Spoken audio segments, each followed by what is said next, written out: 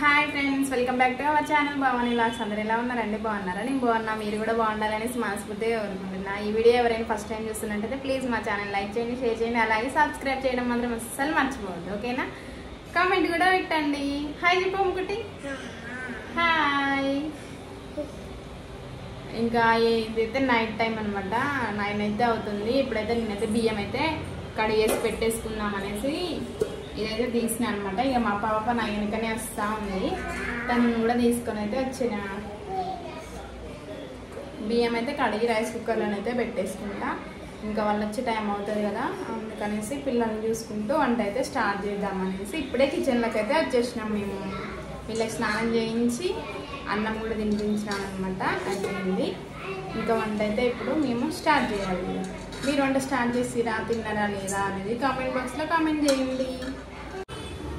Okay friends, ఇక rice అయితే పెట్టేసుకున్నా, అయిపోయింది, ఉడికింది అనమాట. అన్నం అయితే అయిపోయింది. కర్రీ ఏముండాలంటే ఇప్పుడు చికెన్ ఉండాలి. చికెన్ అయితే పంపించింది అనమాట. చికెన్ అయితే తీసుకొచ్చి ఇచ్చి అయితే వెళ్ళిండు.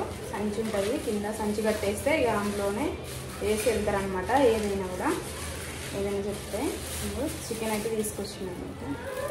ఇదైతే ఉండాలి.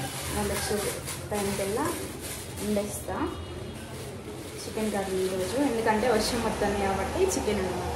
మీ దగ్గర ఉన్న వర్షం ఏంటి అనేది కామెంట్ బాక్స్లో కామెంట్ చేయండి, ఓకేనా? ఓకే ఫ్రెండ్స్, ఇక చికెన్ కర్రీ అయితే వండినమాట. చూడండి, కొంచెం గ్రేవీ అయితే పెట్టుకున్నా. ఈరోజు సాటర్డే, రేపు సండే కదా, మా వాళ్ళు కూడా వచ్చారనమాట. తొందరగా వస్తారు సాటర్డే రోజు, శనివారం రోజు. అన్నం కూడా అయిపోయింది, ఉడికింది.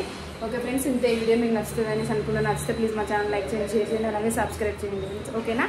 ఉంటా మరి, బాయ్ బాయ్.